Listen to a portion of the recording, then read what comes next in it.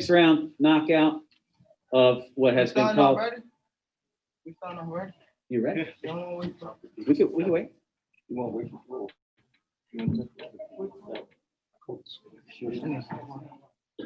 Floyd's on his way. Let's get started. Good job, Calvin. Thank you. Hey, this was his start this time. That was a fun. Shoot it to Yeah, the that ceiling. was Shoot it to the ceiling. that was crazy, right? I'm glad he good. Yeah, he got up. Yeah. How'd you set that up? Set it up. Yeah, how'd it come? I just say I was breaking him down. He was tough, so he tried to play it off, but I seen that I was breaking him down. Probably like the fourth round when I'm at the fifth round. Guys are just What's his name? I like went at him a little bit. I seen that I was breaking him down. Seemed like he tried to respond right in the round where you knocked him out. Yeah. He was trying. It was the Mexican fight back. Are you worried by how? guys, just wait for the microphone, please, Marcos. Oh. We're gonna wait for the microphone, please. Go ahead. Were you worried because you knew when you connected, you knew you walked off, you knew you'd hit that punch where it knocked him out. But were you worried because he did stay on the ground for a little bit longer? Yeah. So once I hit him, I seen that how he was falling, and then I returned because I knew he was out. But once when I was on the rope, when I seen that, I turned back around, see he was on the ground. That's when I went to a different mode. Damn, like, is he okay? Type stuff. And I'm glad he okay. Go ahead, Jake. Don't worry about it. Go ahead. We're gonna get another chair up there. Tank, it was a phenomenal fight, start to finish. Walk me through the fight. I want to say the first couple rounds, I was a little cold. I want to say because there was shots that he touched me with that I ain't supposed to get touched with. But I started warming up. I started settling down. I started listening to Floyd, my coach, and things like that. So that's basically what happened. And once I started settling down, it's a lot of pressure, so you wanna get off and things like that. So I looked at Floyd. Floyd was telling me like, just calm down, like we gonna get him. He always tell me like we're a 12-round fighter. So, but me, I'm so anxious. So once I get in there, I'll be trying to get at him. So, but it's all about learning. I'm learning how to slow my pace down through the rounds and things like that. Question over here. Tank, congratulations. Thank you. No, definitely a star-making performance. It was a great fight, from great action. You ended it emphatically with what's probably the knockout of the year now. Is there any doubt in your mind now that you're one of the biggest stars in the sport, and if not the biggest, going to get in there? I feel like I'm the biggest. I am the biggest, but it's really I know that for sure, but as people got their own opinion, but when it's come to me, I always felt like I was the biggest. That's what kept me, sitting and things like that. So I had to, go out there and, talk about another fighter to be able to shine over a fighter and things like that. So I always knew I was the biggest, within myself. How great does it feel to finally be at this moment? You had your first pay-per-view fight, you ended it with the emphatic knockout that you needed. Man, I feel amazing. This just the start. I just want to thank everybody that helped build me to this point. Big thanks to my personal team. I want to give a big shout out to Al Heyman, his team, and that work hand in hand with Floyd, and Mayweather promotion. This fight definitely, I appreciate everybody that pushed me, and guided me in the right way. And a question for Floyd: what kind of statement do you think Tank made, especially with that devastating knockout?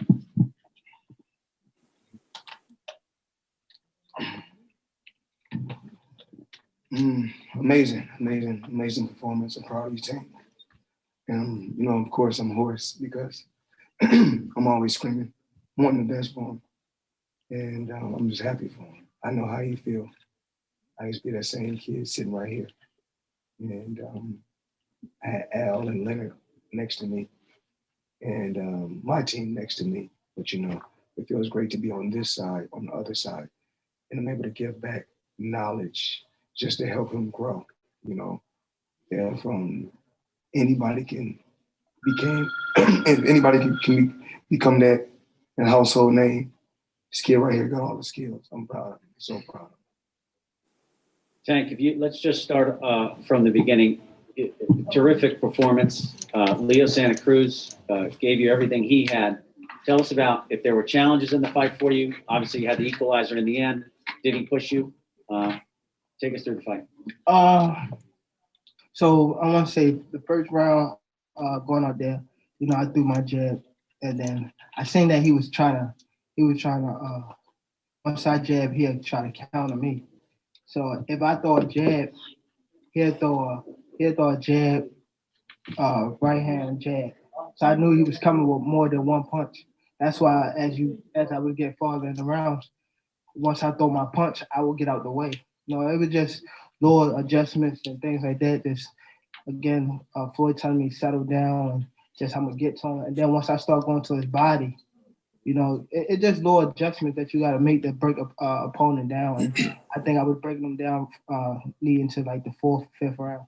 But he was like, he, you know how your body is telling you can't do it, but your mind is telling you like you can do it. That's what They don't know that. They don't know that thing. Yeah. You have to be a I fighter. don't. Yeah, well, that's how he was. I knew that he was a fighter. He had a lot of heart because his mind was telling him like, keep pushing. Did you see the uppercut? Did you talk about it with coach beforehand, thinking that would be there, or is that something that came during the rounds? It's just me adapting to, we definitely worked on it, but it's me adapting to, the right time and things like that. You can see like I didn't shy away from the uppercut once he kept coming in, but he was blocking at first. So and then sometimes I would not throw the uppercut and I'd come around. And that was the shots I was catching with, but it was just me adjusting to him. Tank, how different did you feel in there, and what difference did you feel based on the way you trained for this fight as opposed to your previous fight?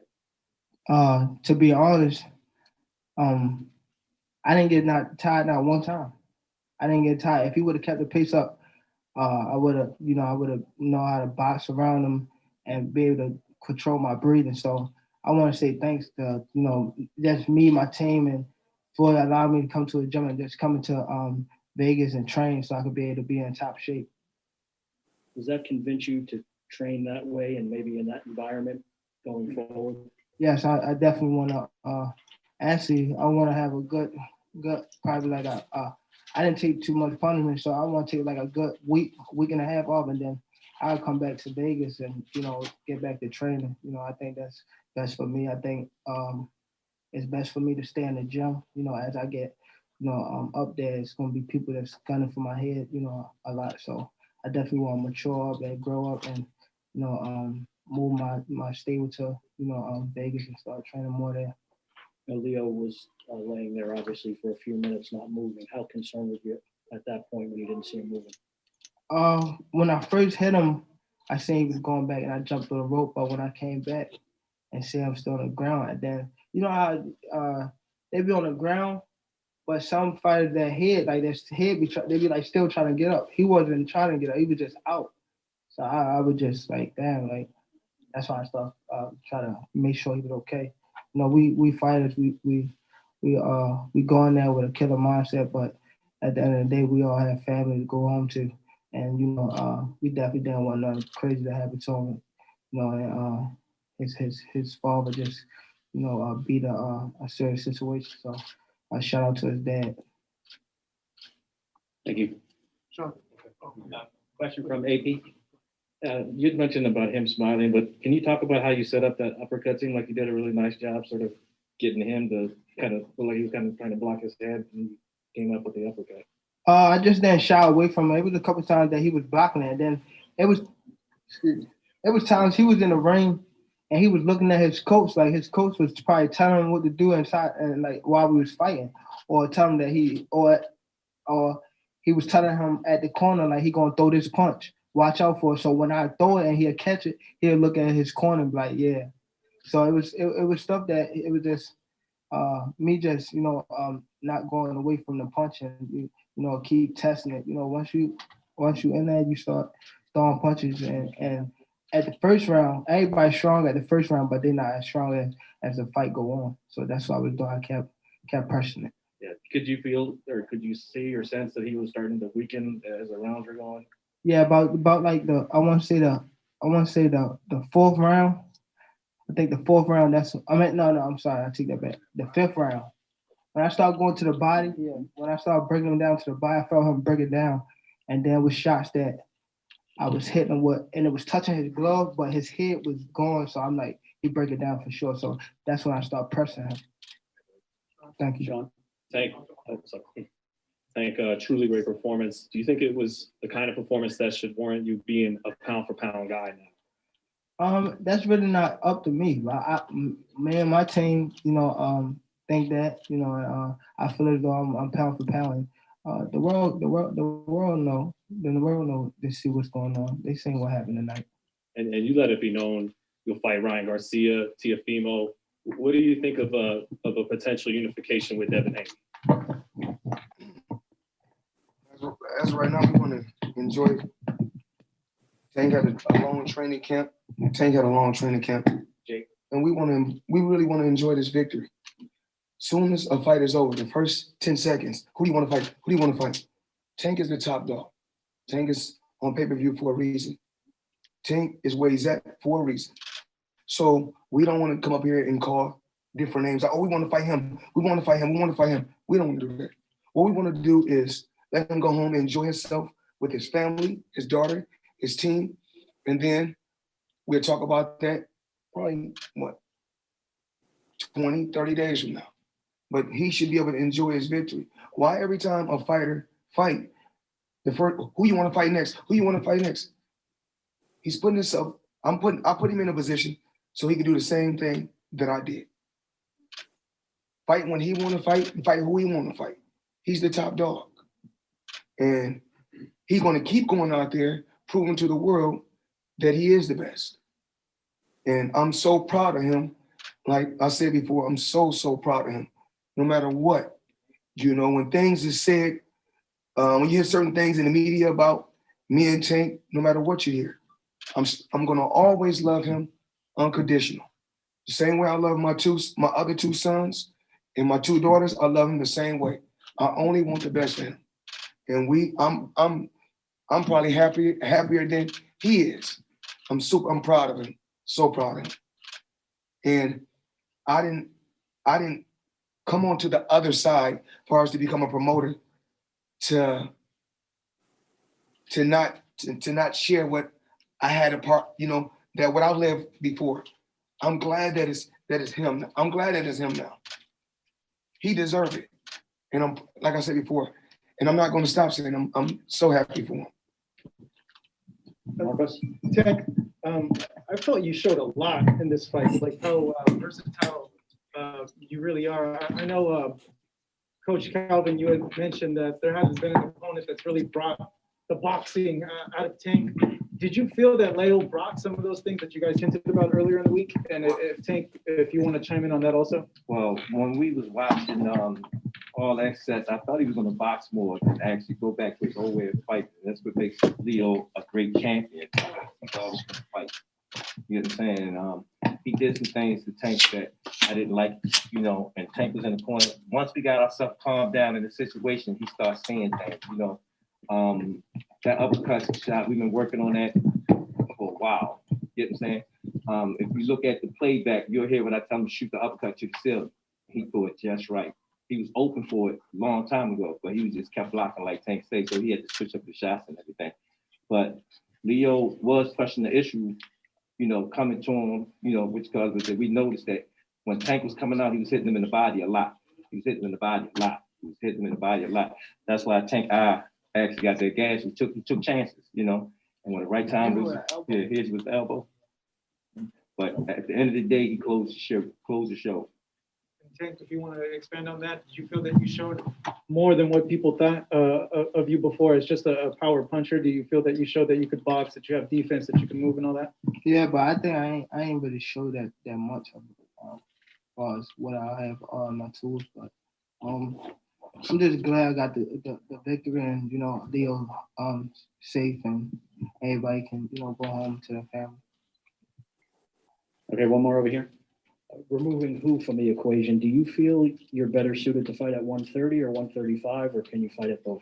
I can fight at both. I think so. Just the best opportunity. I'm in the best opportunity. Yeah, I'm definitely champion at both. I'm champion at both. Yes. All right, we're going to take some questions from Zoom. We're going to start with Stephen Hayes. Stephen, if you unmute, you can go ahead. Hey Tank, congratulations on the victory. Were you surprised that he took your power so early on? I didn't really catch him clean. I didn't really catch him clean. I ain't throw nothing that hard in the beginning of the rounds. And when you saw that uppercut, when you saw the opening for that uppercut, did you knew it was over then? No, I actually didn't know, but as soon as I hit him, it was like he went all the way back. So I'm like, damn. Appreciate you, man. Congratulations again. All right, thanks, Stephen. Let's hear from Cameron Buford. Cameron, go ahead. Hey Tank, congratulations on the big win. How early in this fight did you recognize that you had the speed and power advantage? I knew that coming into the fight, but there was times that he caught me a couple times, so it's really like speed didn't matter. It was just the right timing. So it was basically me get my timing right, get my footwork, and just once you first go in there, you get anxious, but once you go a few rounds, then you settle down. That uppercut that left you were sitting on that, you were waiting on that from early in the fight. Was that the plan going into the fight? Calvin talked about you guys who had worked on that, but was that the plan to combat to counterpunch his style, his punching style, his flurry of punches that he was going to come with?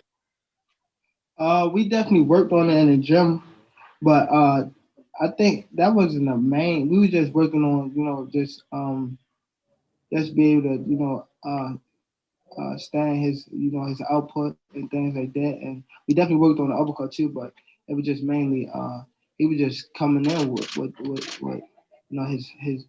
his arms was longer, he was taller, and he was coming in with his head.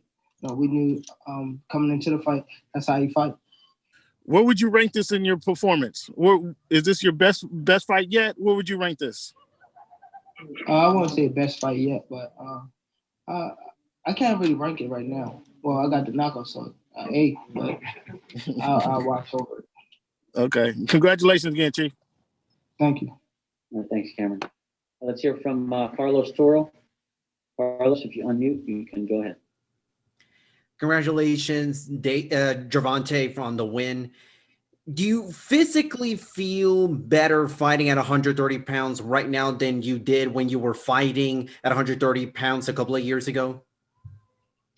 I think that I think I feel strong at 130. I think this is my natural weight. It's just up to me to stay in the gym and stay fit. Be a full-time athlete instead of just part-time. So I definitely feel good at 130. But if it's a good opportunity at 135, I'm champion at 135, so we can make it happen at 135. And quick question to Floyd. Obviously, now with Gervonta having succeeded and passed the first main event with flying colors, do you foresee that all of Gervonta Davis's fights are going to be pay-per-view? What we have to do is just we'll talk about it. I talk about it Monday with my team.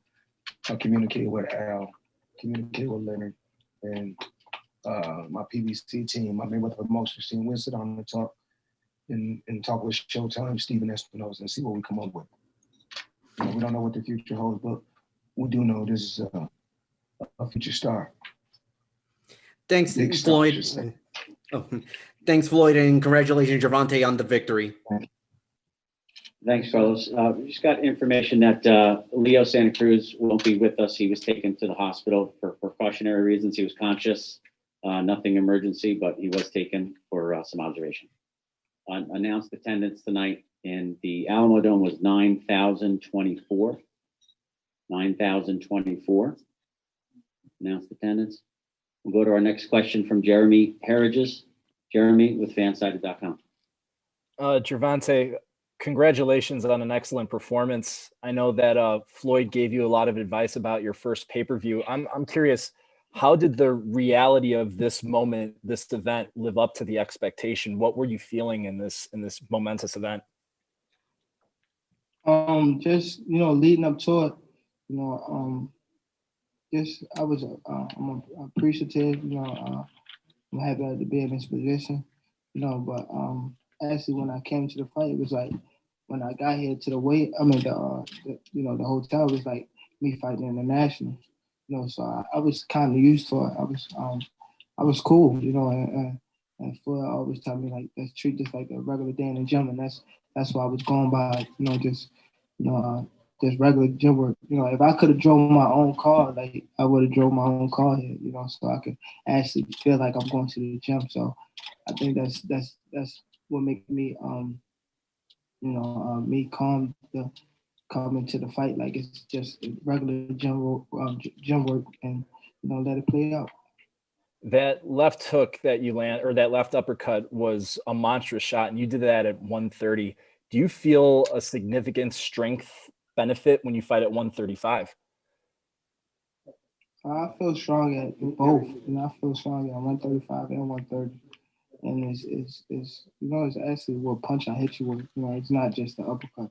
I knock Pedraza out with a hook. I knock Campbell out with an uppercut. And just whatever punch I land. That's how you feeling? Yeah, how I'm feeling. Well, it's paying off, and it looked excellent. Congratulations again. Thank you. We'll take the next question from Richard DeOsio. Richard, if you unmute, you can go ahead. Yes, thank you. Congratulations on the impressive victory and the spectacular knockout. I have a question for both Davis and Floyd. Tank, we'll start with you. You said you're going to take maybe about a week off, jump back into the gym. What is the end of the year and going into 2021 look like for you? So from your perspective, how would you map out 2021? For me, as of right now, me just get back in the gym, stand in shape, make sure I'm running. As far as fights, I can't really say right now. It's up to my team. I think I have one of the best. I do have one of the best teams in boxing. So I let them deal with outside the ring stuff, and I just go back to the drawing board and train harder. Then I train for this fight. I do my part and let them do their part. And Floyd, from a promoter's perspective, this pandemic, certainly this going into the year, we didn't expect that this was going to have such an impact on the sports industry. From a promoter's perspective, how sustainable can the sport of boxing really thrive in the midst of a pandemic? I really believe that we'll be okay. Certain things happen in life. You take the good with the good, you take the bad with the bad. Only thing we can do is keep our fingers crossed, pray each and every day that we can get through this. But we still want to go out there and entertain the people. People still want to be entertained. So I'm very, very, I'm very, very patient. My team is very patient, and we'll get through this. But as far as 2021 with Tank, we know we're going to fight twice for sure in 2021. And if we keep our fingers crossed, it's 3 times. So we want to make sure for twice for sure, but hopefully 3 times in 2021. And, like I said before, we can't do nothing about this pandemic. This coronavirus is crazy, but we just keep our fingers crossed, take our time and live each day one at a time. We take each day as it comes. All right, we got time for just one more. Let's go to Cameron Wolf. Cameron, unmute and go ahead. Hey, Tank, what's up, man? There's sort of this new generation of young boxers, it seems like. Tio had his performance a couple weeks ago, now you. It seems like y'all are trying to earn a new audience, so to speak. Where do you think you stack up, and what do you want the new era of boxing to be known for? I can't really say, that's not up to me. If it was up to me, I want to say it up to me. You know, it's me to, you know, for me to do my part. You know, forget. You know, that's what's wrong with, you know, other people. They worry about what other people have on that plate. You know, me, I'm focused on me and my team. My team, one of the best. Like I said, I think I'm the best out there. We just work hand in hand, and that's why we came to, you know, 24-0. And we're gonna continue to go that path, and just the sky's the limit for us.